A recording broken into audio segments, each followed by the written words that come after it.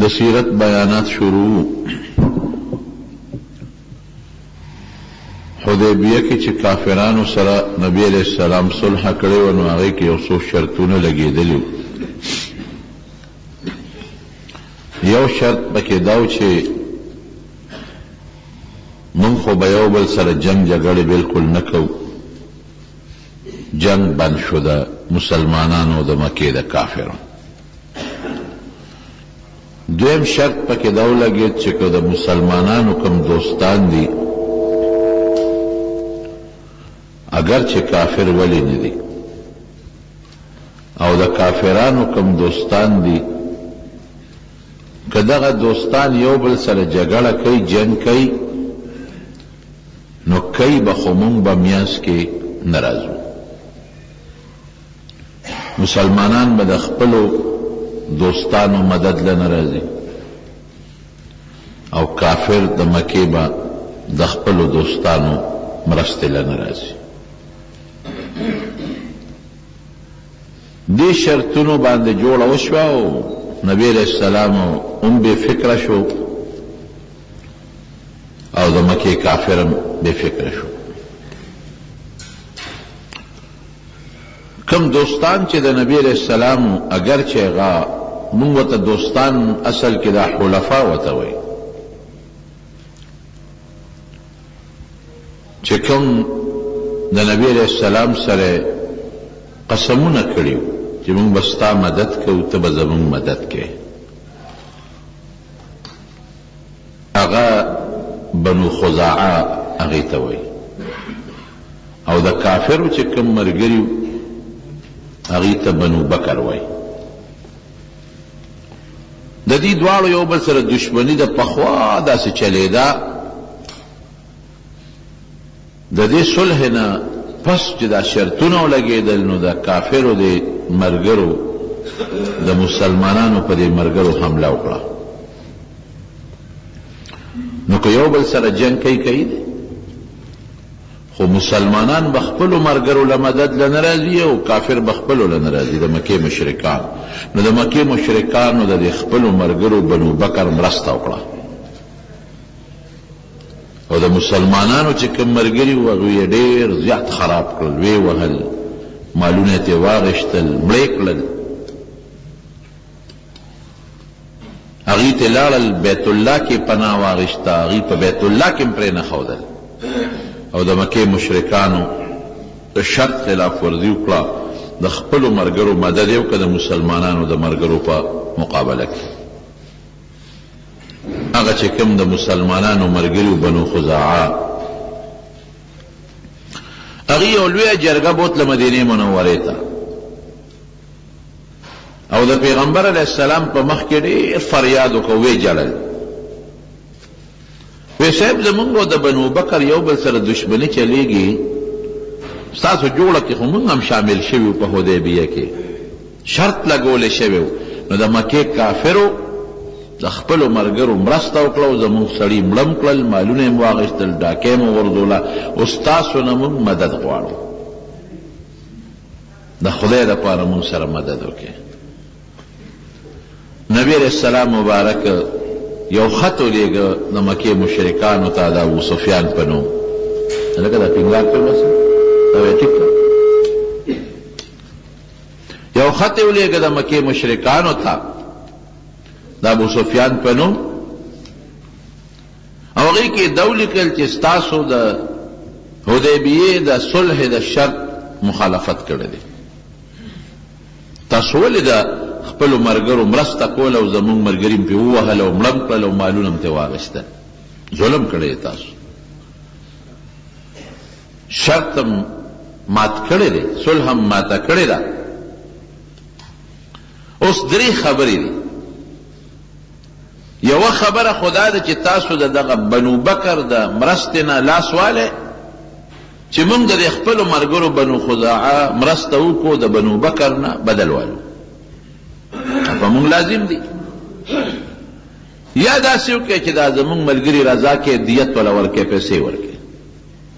که داسې هم نه کوئ نو د حدیبیې د صلح د ختمولو اعلان وکړئ.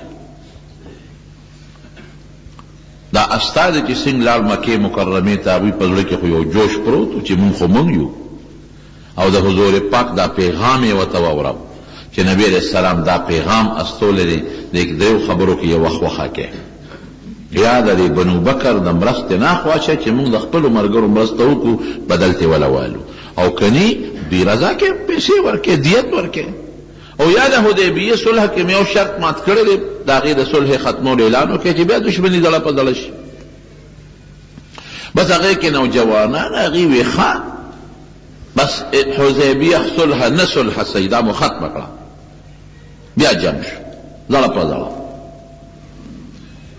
نبی علیہ السلام مبارک له استازی راغی چې صاحب هغې خو د حدیبیې صلح ختمه کړه او یې زړه په زړه ویې ډېره ښه ده الله به زموږ مدد کوي چې دا کار یو که د مکې مشرکان پېمانه شو مشران میټینګ یې وغوښت وي دا مو څه غلطي وکړه اوس خو زمونږ هغه طاقت نه دی پاتې چې کم مخکې و دا اول خو مونږ ظلم وکړو زیاتې مو وکړو مونږ خو په صلح کې دا شرط لګولی چې د یو بل دوستان که یو بل سره جنګ کوي به مونږ به مرستې له نه راځو غلطي مو کړې ده شرط مات کړی او بیا مو شرط ختم که صلح هم ختمه کړه اوس خو زمونږ هغه طاقت نه دی پاتې اوس خو مسلمانان ډېر شوي دي زمونږ د مکې نه ډېر لوی لوی خلک تللی دی خالد ابن ولید غوندې سړی تللی دی عمرو ابن العاص غوندې سړی تللی دی عثمان تللی دی ابن ابي طلحه او غټ غټ خلک لاړل مسلمانان شوي دي اوس خو موږ هغه طاقت نشته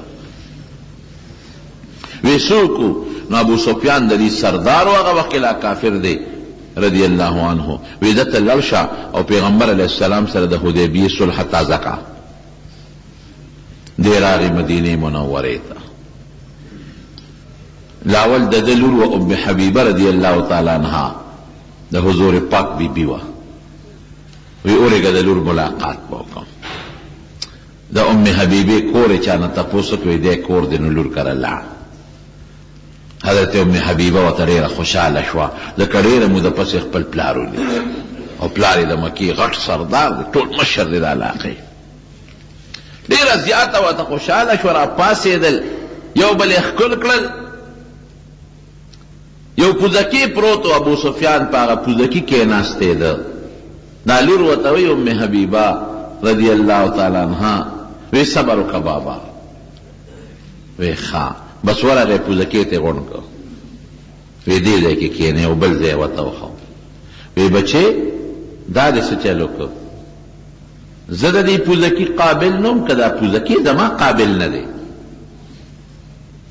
یا خو به دا پوزکی خیرنی خراب بی زما قابل بنی بیا خو دې ښه کار کړی دی او که دا پوزکی زه قابل نه ولې دې دا پوزکی ما نه غونډ کړ تاسو ته ستا پیغمبر دا تخولی ډېره تخولی چې پلار سره به داسې کې وی نه بابا مونږ ته خپل پیغمبر د مور او پلار په شان کې ډېر ښه سلوک ښولی دی د مور به قدر کوې د پلار به ډېر عزت کوې احترام به کوې وی بیا پوزکی دی رانه ولې غونډ کړ وی دا د نبی کریم صلی الله علیه وسلم د ناستې پوزکی دی په دې ما سره ام المؤمنین وکنه د مسلمانانو مور ده حضور پاک بی بی ده وی په دې ما سره حضور پاک په دې پوزکی دلته کښېني نو ته د کاڼو عبادت کې کافرې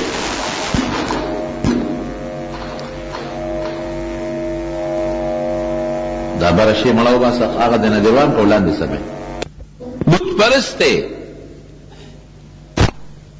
نو د بت پرست د کاڼو عبادت والا مشرک کافر قطعا نشم برداشت کولی چې د حضور پاک په پوزکی او په مصلی ته کښېني پرې مه خفه کېږه احترام زما ستا په خپل دی او بابا ته دون هوښیار یې عقلمند یې د مکې سردار یې اوسه پورې ستا دماغ کار نه کوي چې تاسو د کاڼو عبادت کوئ بوتانو ته سجدې لګوئ کاڼو نه غوښتنه کوئ کاڼو کې سړي چې تعالی به خیر درکړي یا د شر نه به دې بچ کړي بابا نصیحت ته کوم د خدای په خاطر ته خو ډېر لوی سړی بابا ډېر هوښیار انسان یې او د هوښیارتوب د وجې د مکې سردار یې مهرباني وکړه د بوتانو عبادت پرېږده یو خدای عبادت یو خدای ومنه وی بچې ما نه چې جدا شوې نو خیر ته نه تلې شر ته تلې وی بابا ستانه چې جدا شوی ما نو مالا خدای ډېر به خیر را نصیب کړی دا خیر دې خدای ستام نصیب کی. راغی نبی کریم صلی الله علیه وسلم ته جمعات کې ودرېد وی الله رسول زرا غلی ما ستا زراغ و زمونږ نوجوانان و جذباتیان پوی نشو نو هغوی د حدیبیې د صلح د ختمولو اعلان وکړ زه واپس راغلم دا صلح نوې کو ما سره صلح نوې کا غلطي مونږ نه شوې ده. نبی علیہ السلام نها وکړل نه وکړل اسې مو نه دی بار بار لګیا دی هغوی ورته غږ نه کوي چپ دی. راغی حضرت ابوبکر صدیق لا ابوبکر ته د مسلمانانو مشر ته راشه زما سفارش وکړه نبی علیہ السلام ته چې دا صلح نوې کو. وی زه دا طاقت نشم لرلی خفه کېږم نشم ویلی. راغی حضرت عمر فاروق لا وی عمره ته مهرباني وکړه نبی علیہ السلام دې احترام کوي ما سره په سفارش په جرګه کې لاړ شه چې نبی علیہ السلام دا صلح نوې کړي. او ابو سفیان ما ته وی کله به هغه روز راځي چې زما توره به ستا په سر بریږي ما نه سفارش غواړئ که نبی علیہ السلام دې ما پم کی او ټول د دنیا مسلمانان درته غږ نه کوي او د یک تنها پاتم قسم دې یک تنها د سره جهاد وکړم چې مایوسه شو. راغی حضرت علی صاحب لا هغه کور کې وردن نشو. حضرت فاطمه رضی الله عنها ناسته ده حضرت حسن داسې ماشوم ناست دی دا رشتہ داري و یو بل سره. علي صاحب ته وی تا ته مهرباني وکړه او ته نبی علیہ السلام ته سفارش وکړه چې دا صلح نوي شي. هغه وی نه نشم کولی تاسو ظلم کړی دی تاسو په موږ څومره سخت شرطونه ولګول چې که زموږ نه یو سړی کافر درغی نو موږ له به یې راکوې او که ستاسو کوم مسلمان راغی مرتد شو نه به یې درکو ام د سره موږ ومانه. تاسو په حدیبیه کې موږ واپس کړو عمره مو نه کړه او سرونه مو خریل هم د سره موږ ومنل بادرې ناخواست هم د سره ومنل. تاسو زموږ مسلمانان ووهل موږ لره وتښتېدل موږ واپس درکړل او تاسو د شرط بیا خلاف ورزي وکړه او بیا مو صلح ماته کړې ده. اوس حضور پاک سخت خفه دی په دې زه نشم کولی. بیا حضرت فاطمه رضی الله عنها ته مخ ور واړو وی فاطمه تا نه یو درخواست کوم وی وایه وی ستا دا ماشوم بچی دی حسن وی که دې پاسېده او دې اعلان وکړه چې دا صلح ما نوې کړه دا ماله ډېره ده دته ووایه چې د اعلان د پیغمبر علیه السلام په مخ کې وکړي نو دې به د مستقبل په سردارانو کې لوی سرداري لوی نوم بیا پیو شي. بی بی فاطمه ورته دا ماشوم دی په دې اعلانونه کې دا خو بوټینی بچی دی ابو سفیان ته خو ډېر هوښیار دی. وی څوکم علي صاحب ورته وی داسې وکړه چې لاړ شو د نبي علیه السلام په مخ کې اعلان وکړه چې ما د حدیبیې د صلح تجدید وکړ نوې مې کړه او زه که غلطه سوی او که نه وی. راغی جومات کې ودرېد او اعلان یې وکړه چې د حدیبیې کومه صلح موږ ماته کړې ده زه یې تجدید کوم نوې کوم او واپس لاړ مکې مکرمې ته. د مکې خلک ورته وی څه دې وکړل وی دغه چل مې وکړ. وی تا چې اعلان وکړه حضور پاک ته ها یا نه کړي دي وی نه هوی قمقله هوښیار سړی وی دوکې کړې چې نبی علیہ السلام ها نه دي کړې نو تو څه پته مګر دی چې صلح نوې ده دا خو دې ښه په غم کې واچول مونږ ته څه پته لګي چې صلح نوې ده مسلمانان به مونږ سره جنګ نه کوي او که نه ده نوې جنګ به کوي شی د نور مجمل پرېښو قمقل سړیه الک وی علي استانه کشر د نوسي په ځای دی او دوکې کړې وی څه وکړو. نبی علیہ السلام صحابو ته ووی چې باس داسې وکړئ چې تاسو د مکې مکرمې خلاف د مشرکانو لشکرکشي کوو سامان تیار کې خو ګورې بالکل خفیا چې څوک خبر نشي ان قریب چې ما ته الله حکم وکړي منځو او مکه مکرمه باندې حمله کوو. دې درمیان کې یو صحابي دی حضرت حاتم ابن ابي بلتع رضی الله عنه دغه نه یو غلطي وشوه حکمت پکې د الله هغه یو خط ولیکه د مکې د مشرکانو په نوم او یو ښځې له یې ورکوي دا به یو شی او په مکه کې ورته یو څو کسانو ښودل وی دا خط به هغوی له ورکې. خط یې د چا په نوم باندې لیکلی خط یې د سهیل ابن عمر د مکې په سردارانو کې یو سردار صفوان ابن امیه او د ابو جهل زوی اکرمه د دې په نوم یې خط لیکلی او ښځې ته یې وایي چې دا خط به هغې له خامخا رسوي. دې خوا نبي علیه السلام له الله اطلاع ورکړه چې صاحب یو خط روان دی مکې ته. نبی علیہ السلام له جبریل علیہ السلام راغی، یو خط روان دی مکې ته او ستا جاسوسي پکې شوې ده، د مکې مشرکانو ته خط ونه رسي. نبی علیہ السلام درې صحابه، حضرت مقداد رضی الله عنه، حضرت علی رضی الله عنه او حضرت زبیر، دا درې واړه راغوښتل وی لاړ شئ روضه خاق یوه علاقه ده هلته لاړ شئ، یو ښځه د دا نمونه شکل یې دی، داسې یو غټه ښځه ده او داسې مخ یې دی او داسې ویښته دي، هغې سره یو خط دی، هغه خط دی فورا وصول کړي او مال یې واپس راوړي.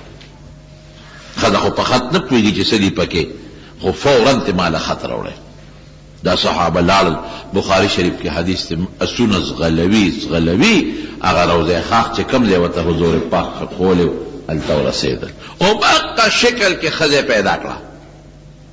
قافله کې روانه ده، دې ښځې ته ویې دې خوا شه، وی تا سره خط دی؟ او نه ما سره خط نشته. وی در سره دی؟ وی قسم دی که را سره. دی واپس شو، چې واپس شو یو بل ته وی هلکه وی دا هغه ښځه ده چې حضور پاک یاده کړې ده که نه ده؟ وی ښځه خو مغه ده. وی حضور پاک خو دروغ نه وی، دا دروغجنه ده، خط ورسره دی، راځئ دباوو یې. بیا ور وګرځېدل، خورې یا ترورې راوباسه خط، نشته را سره خط. وی نه زمونږ ته زمونږ پیغمبر ویلي دی چې دې سره خط دی، هغه دروغ نه وایي. یا به خط راوباسې یا د ټول سامان لټو، جامې در راوباسو، جامې ته نیستې خو دمکي وله چوله. ښځه چې پوه شوه چې خط خو اوس ما نه خامخا اخلي، نو هغې خط په کمسۍ کې پیلی و. د کمسۍ تارونه نه دي، دې کې دننه بند کړی و بیا پیلی و لکه مدې چې سړی غړي، او هغه کمسۍ شاته په بډه کې منډلې وه چې ښه محفوظ یو چاته پته مونه لګي. دغه ځای نه څوک څه خبرې، بس چې پوه شوه چې اوس خو دا صحابه ما نه خط اخلي، نو بډې ته یې لاس کړی، کمسۍ ته یې راوویسته او کمسۍ اوس پړده او د هغې د ویښتو د میندې خط راوویسته. خط یې ورکړه دغه صحابو له، هغوی خط نبي کریم صلی الله علیه وسلم له راورسو. خط د چا د طرف نه؟ د حضرت حاتب ابن ابي بلتعه رضی الله عنه صحابي د طرف نه. فورا یې هغه راوغوښت، دلته راشه کښېنو. حاتب ما هذا، دا څه دي؟ ته معلوم وي چې خبره به پټه ساتې، دا جاسوسي کړې، خط نه کښې ته لېږې چې د مسلمان د طاقت نه دشمن خبر شو، خو دشمن به تیاري اوس کوي. دا خو لوی مصیبت دی. د جنگ حکمت عملي دا ده چې دشمن به نه خبره دا دې څه کړي. حضرت عمر فاروق رضی الله عنه صحابه مجلس کې ناست دي، سترګې سرې شوې، وی د الله رسوله ما ته حکم کوه، د دې منافق نه نصر وه،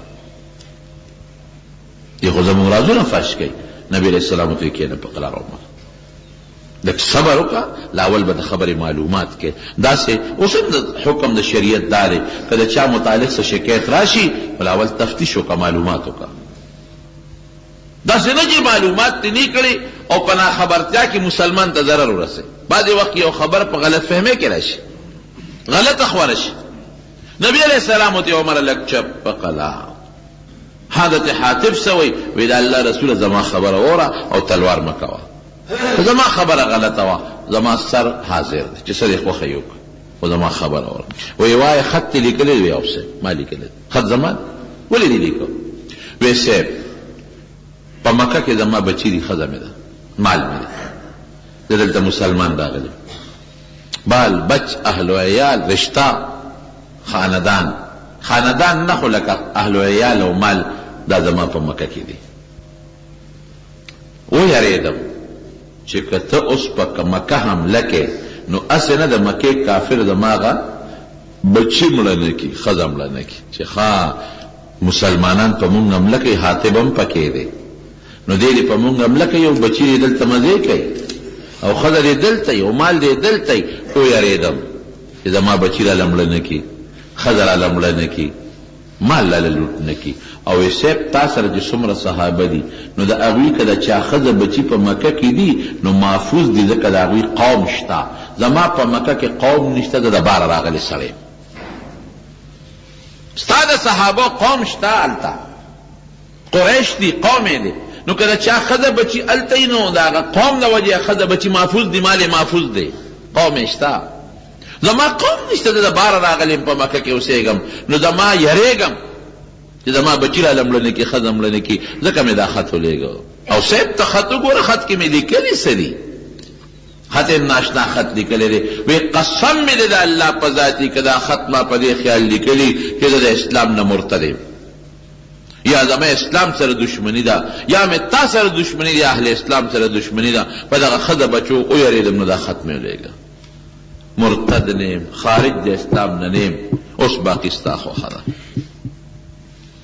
حضرت عمر فاروق بیا جذباتو کې د سترګې سرې دي. وی د الله رسوله پرېږده ماته دا سر، دا سر ته وا، دا غلطي ولې کړې ده؟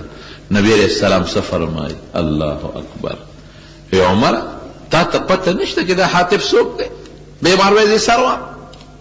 انه شهد بدرا، دا بدری صحابي دی، د بدر غزا کې شرکت کړی دی، او د بدریینو متعلق الله اعلان کړی دی لعل الله اطلع الى اهل بدر وقال اعملوا ما شئتم قد غفرت لكم.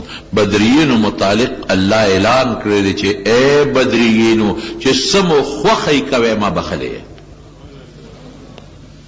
غی چې سکړی دی کم کردار یې کړی دی، په مقدس مکه به مور وړي داسې ونه کی، بے سر و سامانه کې وصله نشتا، او د کجورو په ډانګونو د زرو کافرو مقابله کړې ده. جامې شلیدلې وي، سپلې نه وي، خپې بلې خپې تللې دي د مدینې نه مکې بدره پورې، او د پلار مقابله یې کړې ده، د رور یې کړې ده، د زوی یې کړې ده، د تربور یې کړې ده. داسې نه ده پلار زوی سره مقابل زوی پلار سره، خورایي ماما سره او ماما خورایي سره، رور سره او تر واره سره، داسې مقابله دی خلکو کړې ده. د بدریینو متعلق رب العالمین فیصله کړې ده. بس اعملوا ما شئتم، دا مطلب نه چې ګنام کوي نو تاسو خوښه ده کوي، دا یو انعام دی د الله د طرف نه، یو اکرام دی د الله د طرف نه. او زه به در یو مثال درکړم. الله قرآن شریف کې فرمایي د بدریینو متعلق، رب العالمین فرمایي د بدریینو متعلق چې اولئک كتب في قلوبهم الایمان، اولئک كتب في قلوبهم الله د دې زړه کې ایمان اچولې دی، محکم دی. او بل ځای کې الله فرمایي لقد رضي الله عنه ورضوا عنه، الله دین خوشاله، دوینا الله خوشاله. زړه کې ایمان پروت دی، داسې مثال دی لکه صفا سپینه تیږه کاڼې، په کاڼي که هر څومره کرښې راکاږي داسې کاڼې چې داغ پې نه جوړېږي، په دې باندې چې هر څه دوی کوي ایمان دونه مضبوط دی چې په دې د ګناه داغ نه لګي. او که معمولی دوړه پې پرېوته په دې کاڼي نو دا به معمولی کپړې سره هم پاک شي. خیر، دوه قسمه مریضان دي، دوه قسمه.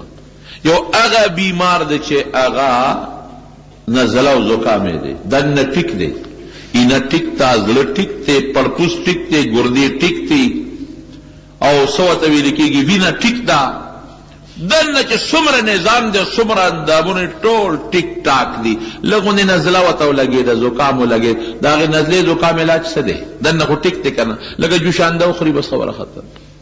یو ډسپرین ګولۍ واچي چې لږ غوندې دا پوزه نرمه شي او دا زکام دا نزله ختمه شي، په اسانه به ختم شي. پوټی نه یې غوندې لږه نزله راله، یا پوټی غوندې په سر دل راغی، لږ غوندې دل راغی، دننه دماغ ټیک دی، رسولی نشته په دماغو کې، غوږونه ټیک دی، پوزه ټیک ده، لږ سرخوږي د پیالی چې مشکل سرخوږي ورسره ختم شي. دقه مثال د صحابو دی، دننه مضبوط ایمان مضبوط. اولئک کتب فی قلوبهم الایمان، روحانی طور د دې زړه ټیک پاک صفا، د دې پړپوس ټیک، د دې ګردې ټیک، د دوی ایمان کې چې دننه څه دي بالکل صفا پاک دي. که معمولی غلطي راشي داسې مثال دی لکه معمولی سرخوږی او هغه په شنه چی هم ختمېږي، تورې کاوې سره هم ختمېږي، یا معمولی زکام د جوشندې پوڼۍ سره هم ختمېږي. نو دې نه که معمولی غلطي کېږي که نه، پوټې نه غوندې غلطي، نو الله تعالی فرمایي چې د دوی معمولی غلطي هم کراله نو ان الحسنات یذهبن السیئات، منځ یو که ختم شو، ذکر و اذکار یو که هغه ګناه ختمه شوه. اولئک یبدل اللہ سیئاتهم حسنات، غلطی شو توبہ باسی، الا من تاب وعمل عملا صالحا فاولئک یبدل اللہ سیئاتهم حسنات. نو دا دغه بدریین و صحابو مثال دا اغا چا دا چه دن پا وجود جوڑی معمولی زکام یا سرخوگی راشی و پا یوڑ اسپرین گولیم ختمی گی، نو دی منزونه که روجه توبه و باسی اغی سر گناه ختمی گی، خبر اخلاص دا. او دا منافقین و دا کافر و مثال سده فی قلوبهم مرض، دا غی دن نزل کینسر والے دے، زل والو نبندی، دا غی جگر انس خواده کینسر لگے دلے دے، دا غی پڑپس خواده کینسر لگے دلے دے، دا غی گردی خرابی دی کینسر لگے دلے دے. فی قلوبهم مرض فزادهم اللہ مرضوا، اوہ کینسر زیادی گی روز پروازا، اگر پڑپس نورم سخا کی گی، اگر گردی نورم سخا کی گی، اگر اینا نورم سخا کی گی، اگر ذلو والونا نب اپریشن ڈاکٹر وی نکی گی دا نورم سخا کی گی. فزادهم اللہ مرضوا، دا کوئی داسی بیماری دے چے اگر ختمے دو والا اپا ڈسپرین گوڑے نہ ختمے گی، تو دنیا دارو ورکے اگر نہ ختمے گی، اگر کہ چائی نمس کی او دا دنیا گولے ہم خوری اگر نہ ختمے گی، نزل زکام نرچی پا جوشندہ با ختم شی. نو دا بدرین و دا منافقین و دا مثال. حاتب منافق نہ دے، دا غزل پاک دے، کتب فی قلوبهم الایمان، لک ایمان پروتے لوگو دے صبر کوا عمرہ. حاتب اولی دی کڑی دی ویسے پدے وجہ میں کڑی دی، خط گورا خط ناشنا لکلی دی، دا خط اگا الفاظ در توے خط کی لکلی دی حضرت حاتب یا معاشر قریش، اے دا قریش اڑالی، فإن رسول اللہ صلی اللہ علیہ وسلم قد جاءکم، پیغمبر علیہ السلام در روان دے، بجیش یو لخکر دے وسر، نبی علیہ السلام در روان دے یو لخکر دے، کل لیل دا شپت توری دا سے لخکر دے چے دا طول ازمکے تورا کردے دا لخکر دا لرے دینا دا سرون تک توری میدان تک تور خی، لکا شپت راشی و طول خورشی دا کرنگی پا ازمکے دا لخکر خور دے، بلوی لخکر دے. یسیرو کسیل، او دا سے روان دے لکا دا سیلاب پشان بیگی، پا تیزے در روان دے، او سیلاب چرا چکو دنیا غر کئی پریدینمو غر کئی ہو. فواللہ لخکر و سرخ مضبوط تے لکا سیلاب پشان دیر زیاد، او کہ لخکر و سرنی دے پیغمبر سرا، فواللہ لو جاکم وحدہ لنصر اللہ وعجد له وعدہ، کدی یوازم درش اللہ بے مدد کئی، کدی یوازم درشی اللہ با والا وعدہ پورا کئی، اللہ و سر وعدہ کردی او اللہ بے مدد کئی، دا خود دنیا لخکر دے وسرا. فانظروا لانفسکم والسلام، او سوچ کوئے چی سمخوخی سلام علیکم. خط داسی لکلے دے یو خوئے پا کافر و روب ورا چولے دے پیغمبر علیہ السلام، جی نبی علیہ السلام سر ڈیڑ دوی لخکر دے در روان دے، او بل طرف تے دا متویلی دی کدی یوازی میں اللہ بے مدد کی بدر کی مدد کردے دے، نو روبیم دا پی مسلمانانو قائم کرے دے یو طرف تا، او بل خواه کافرو تا دا خبر مخکارا کرے دا چه گوری ما تاسو تراس فاش کده نبی علیہ السلام، ظاہر کے جاسوسی غندے دا، ظاہر کے چه زما دا بچو گوری حفاظتو کے، زما دا مال حفاظتو کے، دستاسو مرگریم، ظاہر کے دا خی، او پا حقیقت کے دا پیغمبر علیہ السلام دا مسلمانانو روک پا غیه چولے دے، ویدہ اللہ رسول خط تمہیں گورا ما خود پروک پستا ورا چولے دے، خود ظاہر میں دا سے خط ہو لے گا چه زما بچی و زما مال و خود بچی، او استا خدای کارو ککن، زما کارمو شو استا شو، زما دو شو چه خذب آغوی تاوی چه حاتب خطرہ کرب، اغیب پا ما گمان که چه دا زمون مرگره ده، زما بچی محفوظ، او استا کارمو شو خد دل واپس راغیزا، اغوی رو خبر نشو. حضرت عمر بیا جوش که ده، صاحب ما تے پریداو، نبی علیہ السلام وی باس قد صدقکم تاسو تے رشتیاوی لی ولا تقولوا له الا خیرا، دتا بدنن پس گوڑے سلن سو پیغورو نکے، سوک دو نوائے چی تا دا خط والے لے گا پیغور وطاو نکے، تا سوچے مسلمان دے حاتب حق بہتا نکے بدری دے. لیکن قرآن شریف کے رب العالمین آیت نازل کر، یا ایوہ الذین آمنوا لا تتخذوا عدوی وعدوکم اولیاء تلقون الیہم بالمودہ، اے مسلمانانو کافر ستاو دشمن دے و زمان دشمن دے، نو خپل دشمن و زمان دشمن سر دوستانی منی سے پم اعتماد کرے، دوستانہ ہوئی تم جوڑا وے چیز استا دوستیم، کافر چت استا دوست کے دینش، او دا حقیقت هم دی. دا یو موږ دپاره یو سبق دی. موږ ټول عمر کافر اللاس ورکړی دی. امریکې ته موږ کاسه نیولې ده، زولۍ ورته سوال له نیولې ده، کچکول هم ورته سوال ته نیولې دی، برطانیې ته هم کچکول لاس سوال ته نیولې دی، فرانس ته موږ کچکول لاس ته نیولې دی، کافرو ته موږ سوال ته ناست چې زموږ مدد وکړه. وی نبی علیه السلام الله وی چې لا تتخذوا عدوي وعدوكم اولیاء، دي سره دوستانه مکوئ، ولا ترکنوا الى الذين ظلموا فتمسكم النار، کافرانو ته ځان مه مایل کوئ. ګوره هلاک بم کم. هغه امریکې ده 71 جنگ چې جوړ شو، خو د مسلمان په مقابله کې ټول یو قوت او یو طاقت دی. نن تا په افغانستان کې ولیدل د ټولو مختلفو نظریې چې څومره کافران دي د نیټو په شکل کې د افغانستان د مسلمان خلاف لګیا سازشونه کوي او پراته دي ورته. ستا په ملک لګیا ستا خلاف سازشونه کوي، ستا په ملک ستا د اټم بم خلاف سازشونه کوي، ستا په ملک ستا د قوم او ستا د پښتون او د وطن خلاف سازشونه کوي. کافر دوست کېدی نشي. زموږ حکمران طبقه ناپوهه دي، نه پوهېږي قبله ولا خدای کعبه مقرر کړې ده او دوی مخ امریکې ته کړی دی. کعبه ته ولې مخ نه کوي؟ کعبه د الله نوم دی، الله ته مخ کې الله نه وغواړئ، هر څه به دله خدای درکوي. نو مونږ خدای پرېښی دی، خپل طاقت مو پرېښی دی. مسلمان سره څه نشته؟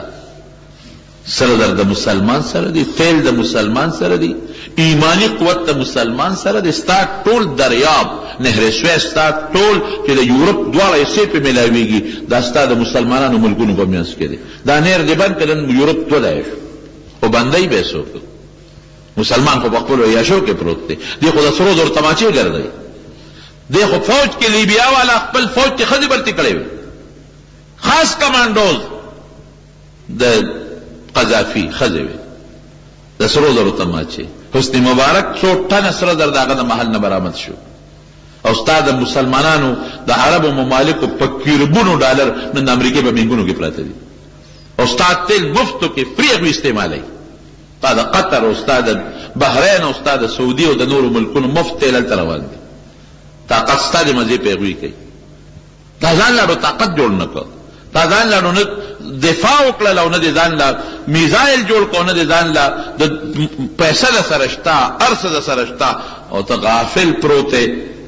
خواب خرگوش کې ورته وایي، په هغې کې ته غافل پروت یې، مزې کې او خپل عیش و عیاش کې او هغه در کې لګیا دی لکه ویله چې په لرګي کې لګیا دی او ډډې کې او ختم یې کړي. دقه رنګې مسلمان کې نښتې دی. نن که غواړي دا ټول ملکونه په یو ساعت کې غشتې شي.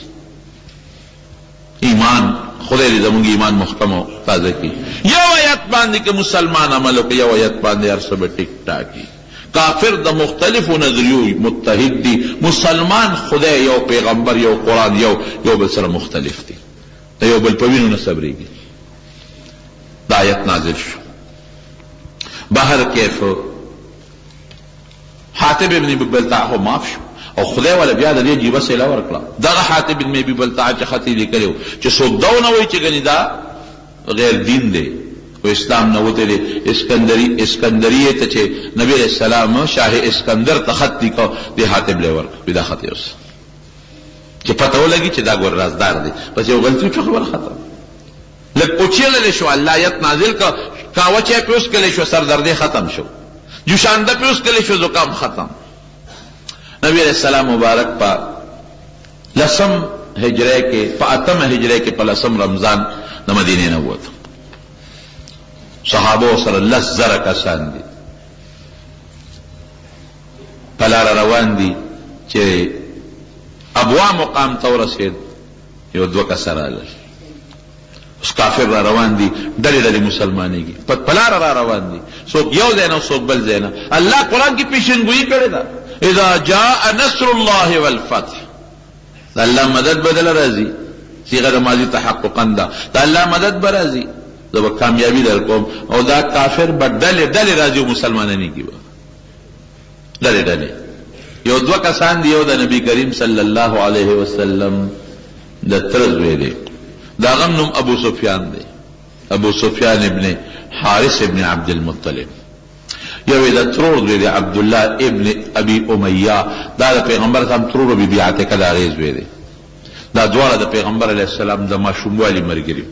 یو ځای خلقو سې کړي او په بیبي حلیمې سره دا څنګه نبی علیہ السلام پیش کړي دي دوی هم سکلي دي د هغې وروڼه هم دي او د ماشوموالي د لوبو ملګري دي ترور دی او د تره زوی او پیغمبر علیہ السلام دوی ته ډېر زیات نصیحت کړی د ایمان کافر دی اوسه پورې تر دې حده پورې چې نبی علیہ السلام به دعاګانې غوښتې چې دعا به یې کوله خدایا ټولو خلقو ته د ایمان نصیب کو الله زما د تره هغه زوی چې زما د ماشوموالي بعضې تره بچي یو بل نه لري وي بعضې ډېر نږدې وي چې زما د ماشوموالي ملګری دی یا خدای هغه ته م ایمان نصیب کا او زما د ترور غزوی عبدالله ته م خدای ایمان نصیب کا دا دعاګانې به یې کولې خدای ته به یې ژړل اتفاقا دا دواړه را روان دي د اسلام په نیت پیغمبر علیه السلام لښکر سره ورسېد ابوا ته دی را ورسېدل ابوا ته نبی علیہ السلام د صحابه په زیري را روان دي مبارک شه د الله رسوله مبارک شه یوم وی مبارک بلم وی مبارک بلم وی مبارک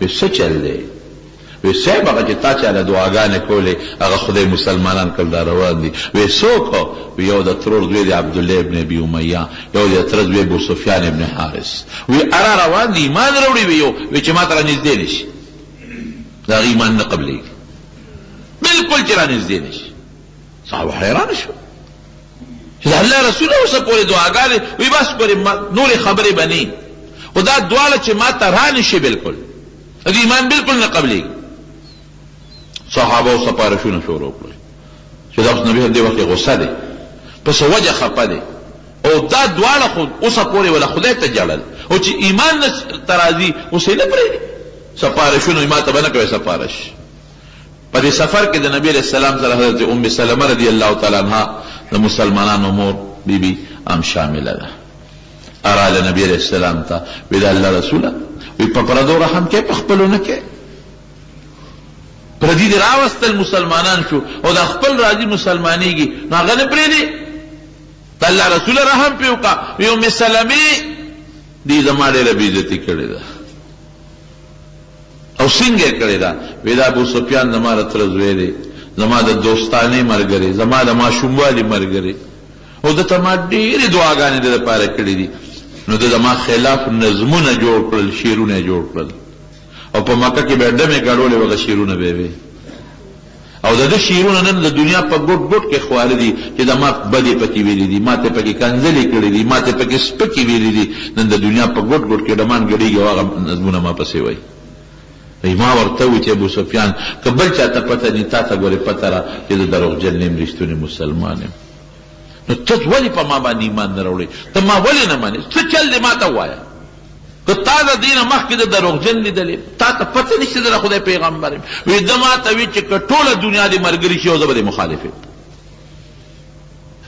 او زما پرېږده زما د ذات په حیثیت د پیغمبر یې زه کنځل پیغمبر لفظ ته کنځل کړي دي رسول لفظ ته کنځل کړي دي او په شعرونو کې کړي دي او ډمان ګډ کړي دي څنګه دې معاف کم او دا بل چې دی ترور زوی مې د لکې ناستم چې د ترور زویه تا ته پتر چې زه رښتونی او تا ته پتر چې نجومیان کاهنان ګورې دا دې لګیا دي وایي چې دا د آخرې زمانې پیغمبر دی او دا نه غواړم څه بادشاهي نه غواړم پیسه نه غواړم یو ټکې د نه غواړم چې د دې کاڼو عبادت مه کوې ستا پکې فایده ده زما پکې څه دي د خدای پیغمبر وی ده زما د خدای هتک کړی دی او د ما ته څه وی ګوره دا دلیل ما ته مو وایه ما ته پته راته رښتونی ما ته پته راته پیغمبر بیا دې نه منم او که دا خدای ما ته د اسمان نه خط راولیږي که نه او ما ته ښکاري چې دا خط د هغه ځای نه را روان دی او زما په نوم یې لیکلی دی او ما ته وایي چې په دې پیغمبر ایمان راوړم بیا هم نه راوړم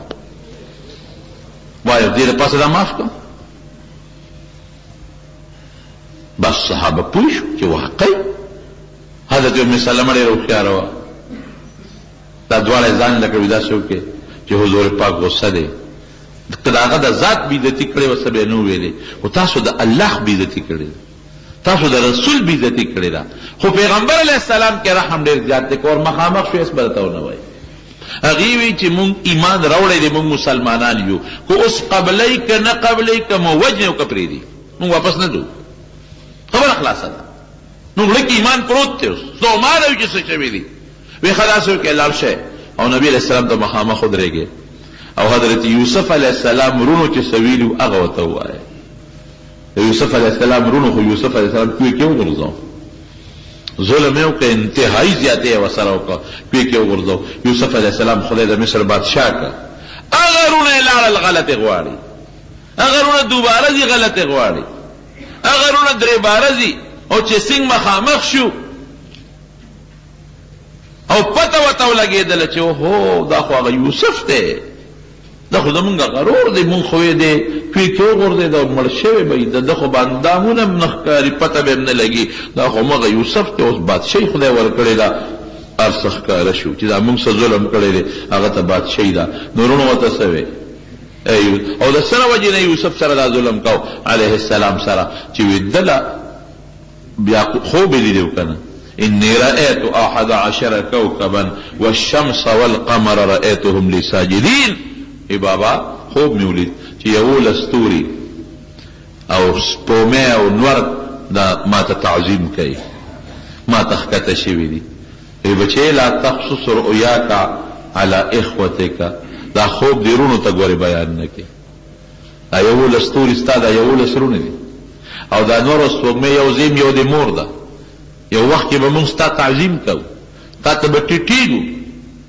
تا ته به ښکته کېږو ګبر ته ښکته کوو نو که دا روڼه د دې نه خبر شي چې ښه د یوسف کشر به موږ تعظیم کوو نو یکیدو لکه کیدا ان الشیطان للانسان عدو مبین سکیم به درته جوړ کړي ګوره شیطان د انسان دشمن دی شیطان به یو لمسه سکیم به درته جوړ کړي خوب راز فاش شو همدغه وجه نه چې ښه د یوسف ته به موږ ټیټېږو د کشر ته به موږ ټیټېږو د مهرني رور ته به موږ ټیټېږو دا چېرته کېدی شي نو کوی ته یې وغورځو نو چې معامله پته ولګېدله نو بیا امقه وایي یوسف علیه السلام ته څه وایي دا رونه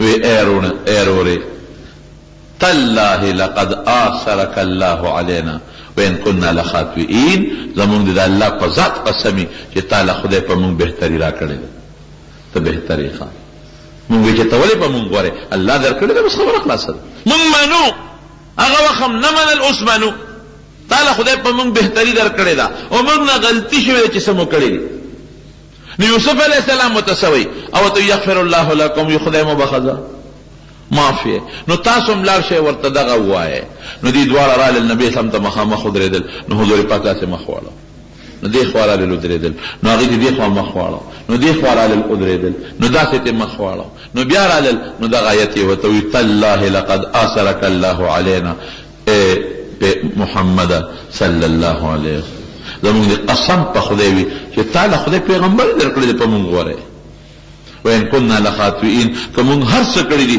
مونږ غلطي کړې ده او چې دی اوی نبي صاحب ته مخ مبارک را وګرځه الا تسریب علیکم اليوم یغفر الله لكم هغه چې یوسف علیه السلام رونو ته سویلي اقی وي ویزه اسم ملامتیا د باندې نشته خدای مو بخښه معاف پلا را روان دي ابو سفیان چې د مکې دا کم سردار دی حضرت عباس رضی الله عنه او داغه ټول خاندان دا نبی علیہ السلام له مخې لرالل دا په مکه کې پټ مسلمانانو نبی علیہ السلام د هجرت اراده کړې و خو نبی صلی الله علیه وسلم مکه وه هجرت ما ته د مکې د خلکو جاسوسي کوي چې وته پته ولګېده چې نبی علیہ السلام خو را روان دی نو دې سره د خپل خاندان پیغمبر علیہ السلام له مخې لراغی حضور پاک ته هرکلی وی چې تلل په لاره روان دي ابو سفیان چې کوم د مکې سردار دی او بدیل ابن ورقا دا د مکې په سردارانو کې بل سردار دی او یو دی حکیم دا بل سردار دی پاپګل شي و چې مسلمانان را روان دي او په مقام لکې دی په خپل راوتل چې مونږ ګورو چې دا خبره پروپاګاندا ده او کرشتون کې ده چې دی پلاره ګرځي او تپوسونه هم کوي رالل یو ځای کې اور ولید چې لوګي ولیدل لوګي یې ملګري ته ویل که دا لوګي د څه دي دا خو داسې ښکاري لکه چې د عرفات میدان دی عرفات میدان کې به خلکو غوښې پخولې لوګي به اوخو وي دا خو یاره وي دا فلان کې قوم جوړ تنورونه اچولي دي نه نه وي دا هغه قوم نه دی هغه لږ دي دا خو ډېر لوی لوګي دي په دې سوچ کې دي ګرځي چې د پیغمبر علیه السلام څه څوکیداران هغې پې نظر شو چې هغې یې ولیدل وی څه پوزیشن دی ابو سفیان پته به دې لګي ولې مسلمانان را روان دي لښکر دقه دې رانږدې اوس به څه کېږي بس په دې سوچ کې هغوی ونیول، ګرفتار یې کړل. حضرت عباس رضی الله عنه د پیغمبر علیه السلام په قچره باندې سور دی، هغه ولیدل. وی عباس څه به کوو؟ وی راځئ ما سره نبي علیه السلام لمبوزو. بل علاج نشته ابو سفیان اوس دې وخت کې مقابله نشي کولی. وی بس مونږ ته هم پته ده، مونږ نبي علیه السلام لبوزه. دی ورپسې د عباس د مخکې رضی الله عنه دی کې حضرت عمر ولیدل چې ویلیدله لکه داسې پورې څوک دی؟ وی دا ابو سفیان دی. اوخه بس تورې ته یې ګوتې کړې. وی که نبي علیه السلام له ورسېدل خو بیا بچ دی، اوس خدای دې کړي چې د هغه نه مخکې ما تورې راشي. خو چې ابو سفیان ولیده چې عمر دی، بس اسونه اوس غلول، هغه ورپسې نښتی دی، منډې دي منډې دي منډې دي. عباس رضی الله عنه ته شا بیا ګوره راتښتی راپسې. داسې وخت کې نبي علیه السلام له ورسېدل چې حضرت عمر ورپسې بس قریب ورسېدي. د الله رسول د خدای دا درې دشمنان دي او ما ته یې پرېږده، ما ته یې پرېږده، ګورې دوی مونږ تباه کړي. احد کې، په خندق کې، او فلانکي وخت کې او فلانکي وخت کې. وی عمر په قلار کې نه بس وی زه هم په دقې پوه وم چې که تا له راورسېدي بچ دي. ډېر مې اسوه پسې راوځغلو چې زما د تورې لاندې به چې خو بچ شو رانه. نبی اسلام ابو سفیان ته اسلام ورپېښ کړ.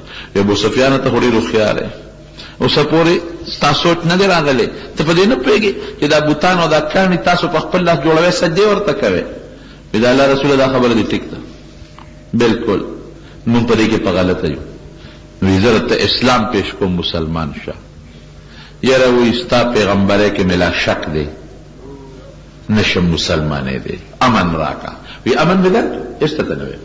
حالانکې نو که بل څوک وی که نه وی به چې بوجۍ کې یې واچوي او چې سم خوښه یې ورسره وکړي. ولې احد کې اویا صحابه کرام د دوی د لاسه شهیدان دي، او دې په مخ په مخ نبي علیه السلام ته ابو سفیان رضی الله عنه ودرېد، مخ په مخ، او پیغور یې نبي علیه السلام ورکړی، پیغور سخت پیغورونه یې والا ورکړل. او ستاسو د مړو نه پوزې پرې کړي دي غوږونه. وی دا اډر ما نه دی کړی خپل فوج ته، خو ګورې خپم پې نه. او چې هلته کې اعلان وکړه اعلو هبل، هبل د دوی بوتو، هبل زنده باد. دا پیغمبر په مخ کې پیغورونه ورکړي دي. او د ده بیبي حضرت هندي رضی الله تعالی عنها په احد کې د حضور پاک د تر سره څه نه دي کړي. که بل څوک وی نو وی به چې ونیسئ، او د قوم مشر کې یو ځل څوک مړ کړي ټول قوم منتشر کېږي، مشر ولا په ګوتو ورغلی. لیکن حضور پاک ورته څه وی؟ ابو سفیان بالکل ما امن درکړ، هېڅ به درته نه ویم. عباسه دې بوز خپله خیمه کې پې شپه وکړه، نصیحت ورته وکړه. حضرت عباس ټوله شپه ورته نصیحت وکړه. ابو سفیان ته مهرباني وکړه، مسلمان شه. یاره وی ټیک ته چې بوتان ما ته هم پته ده چې په درو غږي، خو د نبي علیه السلام نوم یې واغې چې د اسلام د ده پیغمبری کې مې له زړه تردد کوي، دا نشم منلی. سهار وختي راوخت نبي علیه السلام له، وی صاحب د ابو سفیان قدر وکړه. عباس ورته وایي دی د مکې سردار دی. وی څه قدر یې وکړم؟ وی څه قدر ولو کنو؟ وی ښه دا د قدر شو چې دی معاف دی، او که د ده کور ته څوک دن نه شو ام معاف، د ده حجرې ته څوک دن نه شو ام معاف. ابو سفیان وی صاحب زما حجره خو وړه د ټول مکه خو پکې نه ځایږي. وی څه غواړئ؟ وی ښه ده چې چا ځان پسې دروازه بنده کړه او جنګ نه کوي ام معاف، ام په امن. وی نه صاحب داسې هم نه کېږي. وی ښه چې څوک جومات د بیت الله ته راغی غم معاف، بس دی. وی او بس وشوه خبره، ځکه نو اوس مسلمان شه. نو ابو سفیان وی هغه وخت مې ایمان راوړه، خو د نازله نه لکه مې د ایمان نو. ټول عمر یې دشمني کړې ده د نبي علیه السلام سره. حضور پاک لال مکې مکرمې ته ور داخل شو، او چې مکې ته ور داخل شو نو هغې کې معاملان وشو چې کم خلک د ابو سفیان کور ته ننوتل ام په امن دي، او که کم خلک خپل کور کې دننه بند پاتې شو د ام په امن دي، او که کم د بیت الله جومات ته رالل ام په امن دي. لږ معمولي غوندې د خالد ابن ولید سره د بعضې کافرانو یو ډلپ وشو، په هغې کې یو څو صحابه شهیدان شو، څو کافران پکې مړه شو. نور جنګ په مکې مکرمې په فتحه کې نه دی شوی. مکه مفتو کې خدای پاک مسلمانانو له ورکړه. لیکن چې کمې ښځې دي هغوی څه وایي؟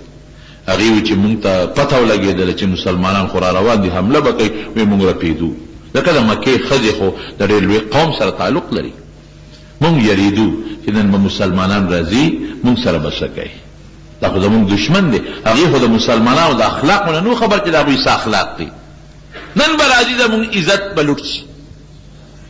او زمونږ د لوڼو عزت به زمونږ په مخ کې لوټ کېږي او مونږ به وینځي کېږو که څه چل به راسره کوي.